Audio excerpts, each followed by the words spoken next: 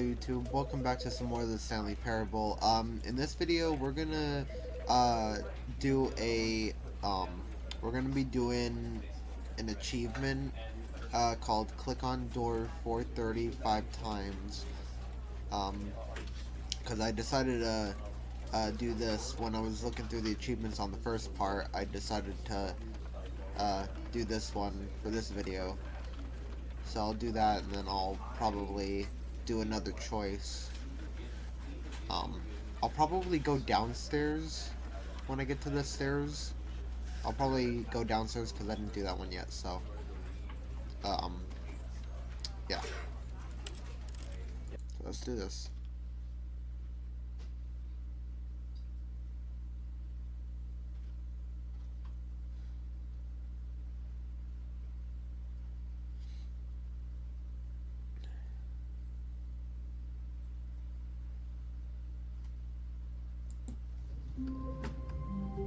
Alright. So it says click 435 times, so let's find 430. All of his co-workers were gone. What could it mean? Stanley decided to go to the meeting room. Perhaps he had simply missed a memo. Alright, so 430 is right there, but I wanna... No matter how hard Stanley looked, he couldn't find a trace of his co-workers. Alright, so here's 430. So 1, 2, 3, Oh, 4, please. 5. Are you really just doing this for the achievement? Yes. Click a door 5 times. Is that all that you think an achievement is worth? No. I can't just give these merits away for such little effort. A measly 5 clicks. Now suppose you were to click the door 20 times. I would say that's the kind of effort that warrants recognition. Okay.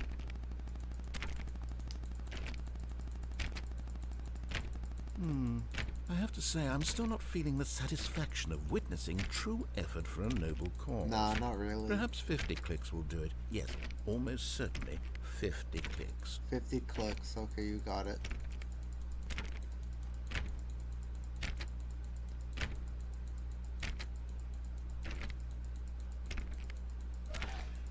No, I'm still not feeling it.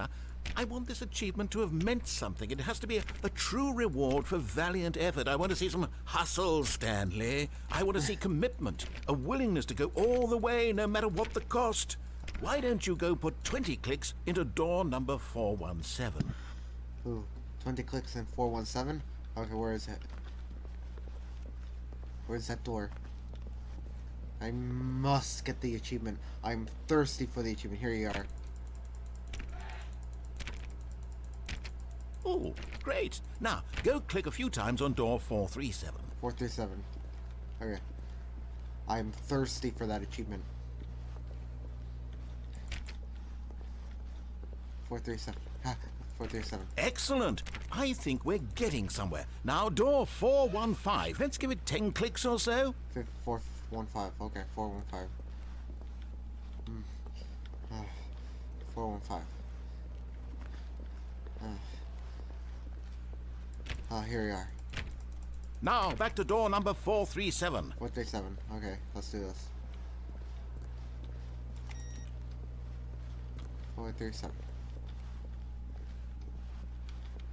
Let's see. How about you click on, well, I don't know, the copy machine? Amazing. All right, back to room 417. I'm really feeling it now. I think we're getting somewhere. 417. Let's do it.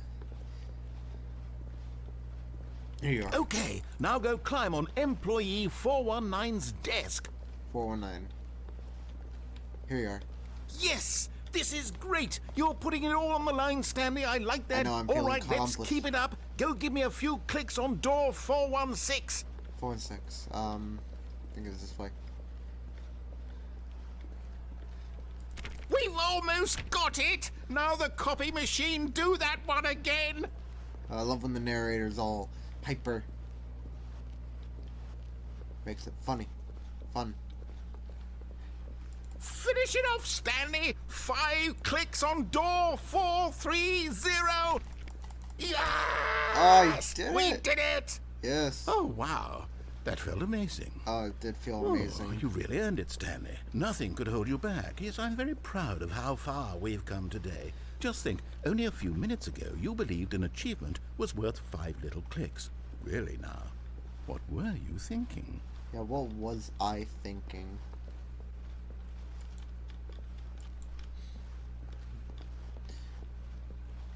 I know there's a way to actually, like, get out the map. There's, like, a way to actually, like, go out this window. It's, like, another, like, ending. But it's, you know, I'll probably do that in another video because it's hard to... Yeah, oh, wait.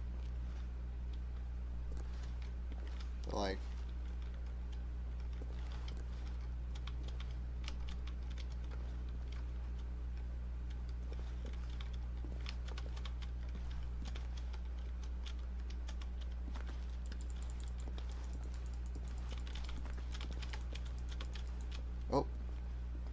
Oh, here we are. I decided to just do it. At first, Stanley assumed he'd broken the map until he heard this narration and realized it was part of the game's design all along. He then praised the game for its insightful and witty commentary into the nature of video game structure and its examination of structural narrative tropes. So, now that you're here, what do you think? Isn't this a fun and unique place to be? Why No, don't it's we too take bright. a minute just to drink it all in? Okay, I'm over it now. What do you Yeah. think? Are you sick of this gag yet? Yes.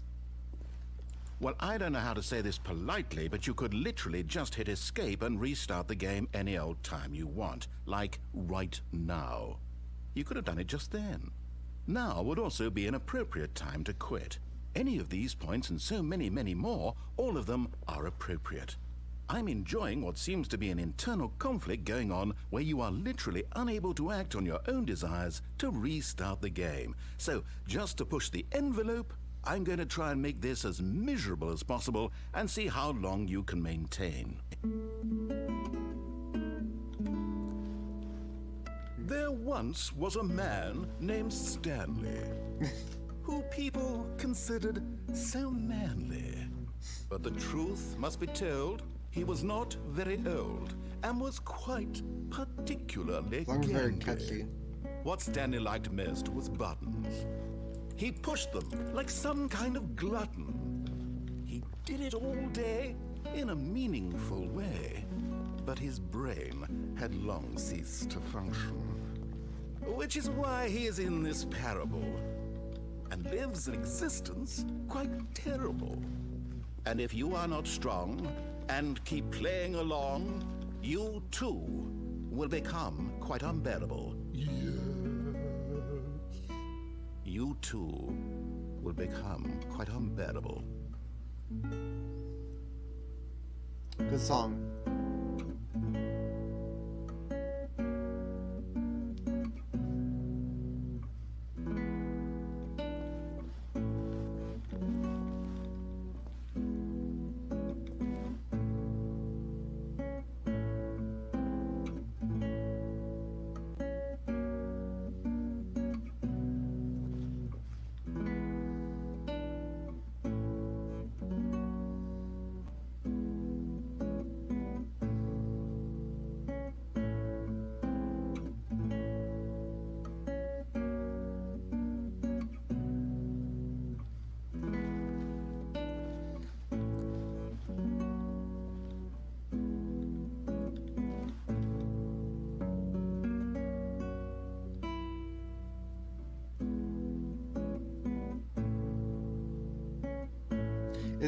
Is it just on the loop now?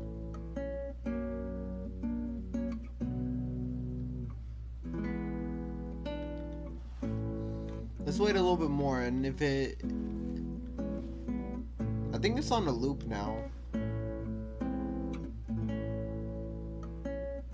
Yeah, it just feels like it's on a loop. What would have happened if I hit no?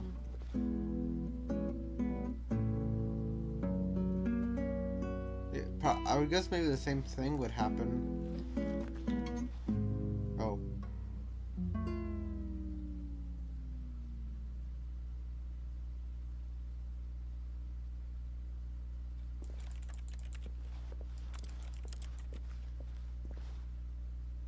Okay, I guess that's it.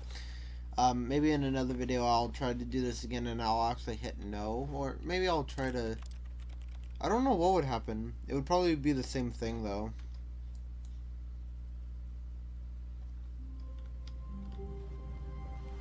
How wonderful. Stanley was alone. Finally. This is great, he thought to himself. This is what I've wanted all along. I got what I wanted.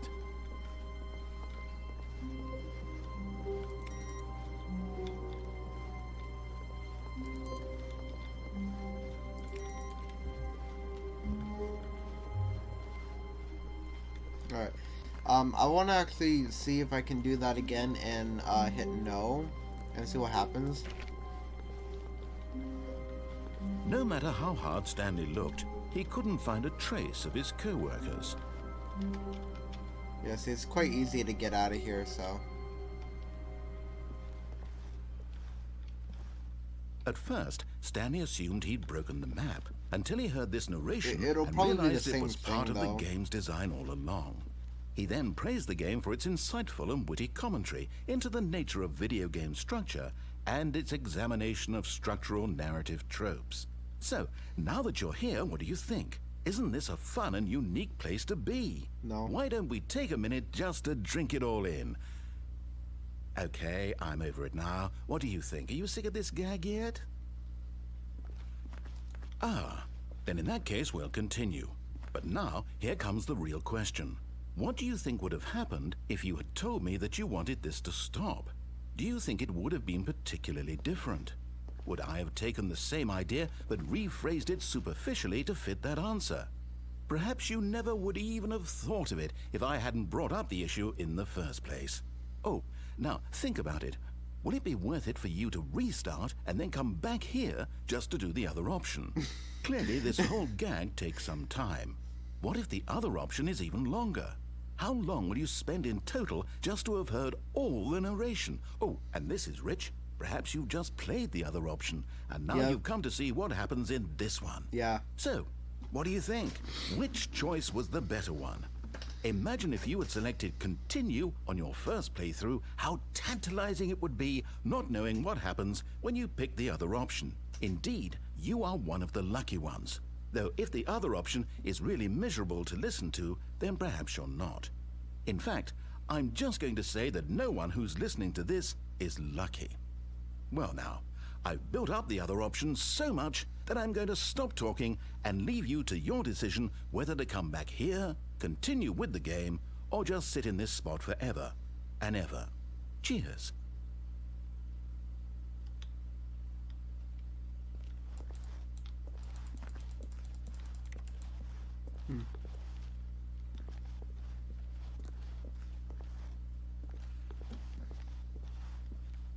Alright.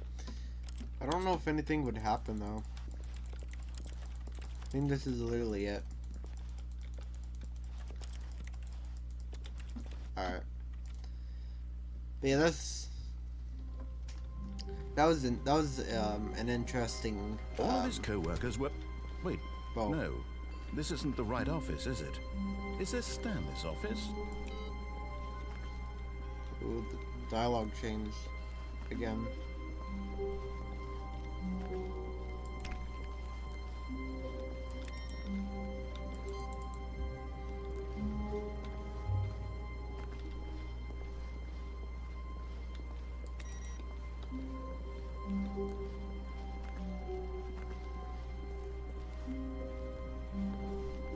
When Stanley came to a set of 2 open doors, he entered the door on his left.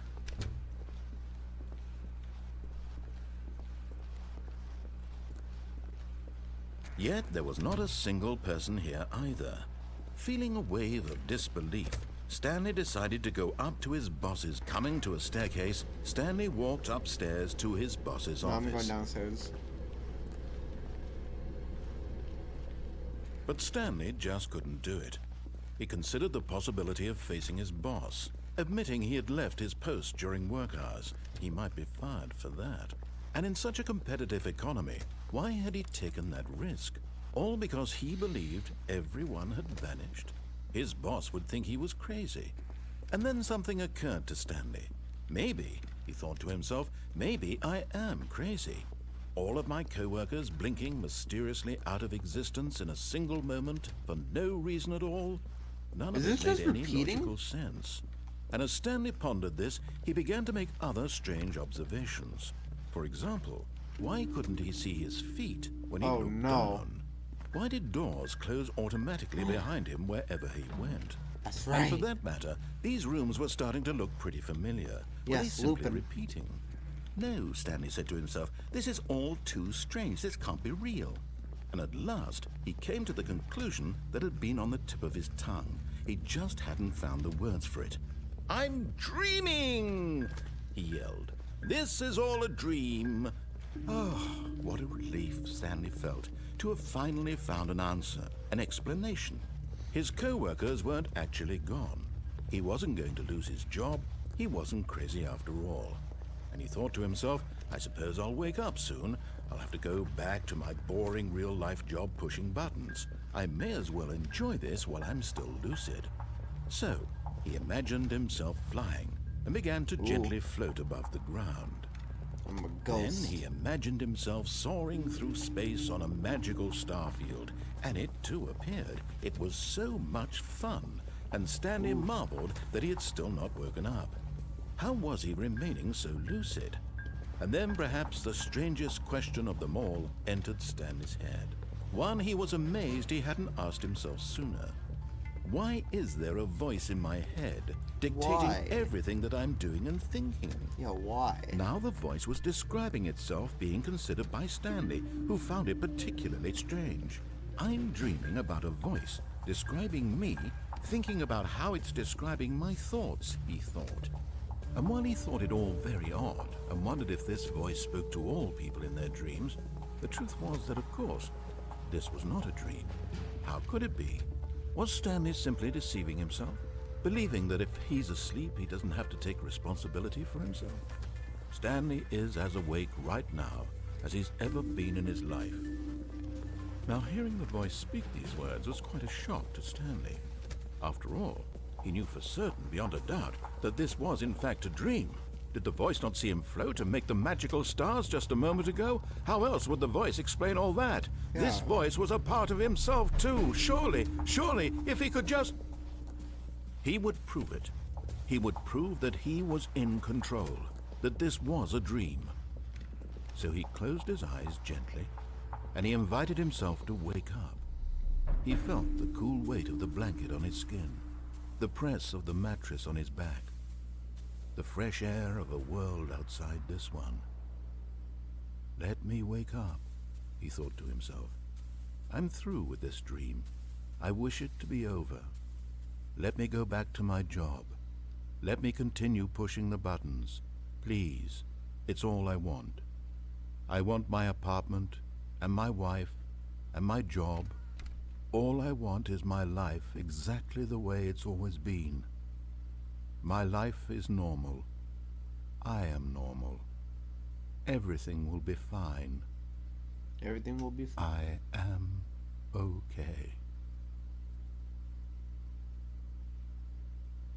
I'm still here. Stanley began screaming. Please, someone, wake me up. My name is Stanley.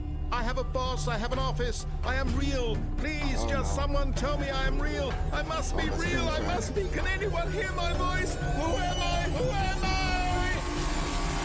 And everything went black. Am I dead? Did I die? This is the story of a woman named Mariella. Mariella woke up on a day like any other. She arose, got dressed, gathered her belongings, and walked to her place of work. But on this particular day, her walk was interrupted by the body of a man who had stumbled through town talking and screaming to himself, and then collapsed dead on the sidewalk. And although she would soon turn to go call for an ambulance, for just a few brief moments, she considered the strange man. He was obviously crazy. This much she knew. Everyone knows what crazy people look like. And in that moment, she thought to herself how lucky she was to be normal. I am sane. I am in control of my mind. I know what is real and what isn't. It was comforting to think this, and in a certain way, seeing this man made her feel better. But then she remembered the meeting she had scheduled for that day, the very important people whose impressions of her would affect her career, and by extension, the rest of her life. She had no time for this, so it was only a moment that she stood there, staring down at the body. And then she turned and ran.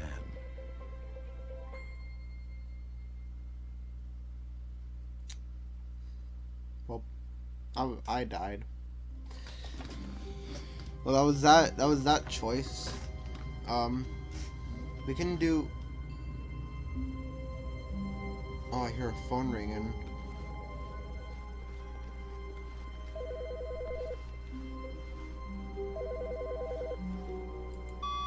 Hello. This is a recorded message scheduled either by you or a person in your place of work. The purpose of this message is to warn you about the dangers of recorded messages. If at any time you believe you are listening to a recorded message, please terminate it immediately and cease all flow of information from the recorded message into your perceptual sphere. Thank you, and have a pleasant day.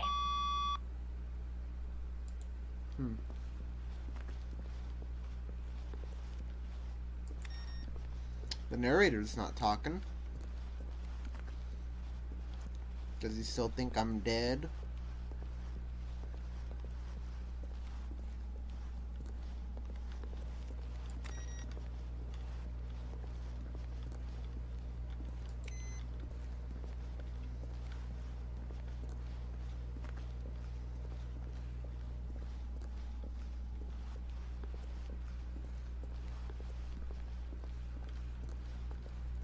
Let's check all the computers.